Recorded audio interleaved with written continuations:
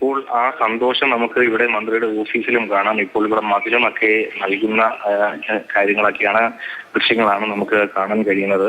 അദ്ദേഹം ആവർത്തിച്ച് എപ്പോഴും പറയുന്ന ഏറ്റവും പ്രധാനപ്പെട്ട കാര്യം എന്ന് പറയുന്നത് തന്റെ വയനാട്ടിലുള്ള ആളുകളെ, അവരുടെ ക്ഷേമം, അതോടൊപ്പം തന്നെ പിന്നോക്ക വിഭാഗത്തെ കരുതുന്ന തരത്തിൽ ഒരു മുന്നോട്ട് പോക്ക്, അതൊക്കെയാണ് അദ്ദേഹം ലക്ഷ്യം വെക്കുന്നത്. ഇപ്പോൾ അല്പം മുമ്പാണ് അദ്ദേഹം സെക്രട്ടേറിയറ്റിലെ എത്തി ചുമതല ഏറ്റെടുത്തത്. അദ്ദേഹം എപ്പോഴും പറയുന്ന പട്ടികജാതി പട്ടികവർഗ മേഖലയിലേക്ക് ഇറങ്ങിച്ചെന്ന് കാര്യങ്ങൾ ചെയ്യാൻ ശ്രമിക്കും.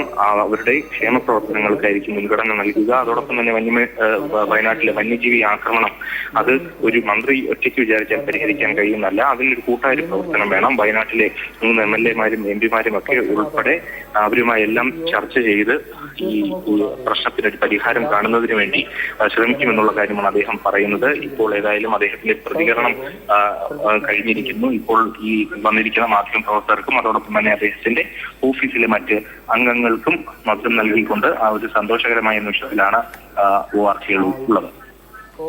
ശരി, AK സ്റ്റെഫനാണ് വിവരങ്ങൾ പങ്കുവച്ചത്. പ്രൗഢഗംഭീരമായ ചടങ്ങായിരുന്നു രാജ്ഭവനിൽ നടന്നത്. ORKEDU K. രാധാകൃഷ്ണന്റെ ഒഴിവിലേക്ക് മന്ത്രിയായി സത്യപ്രതിജ്ഞ ചെയ്ത് ചുമതല ഏറ്റു.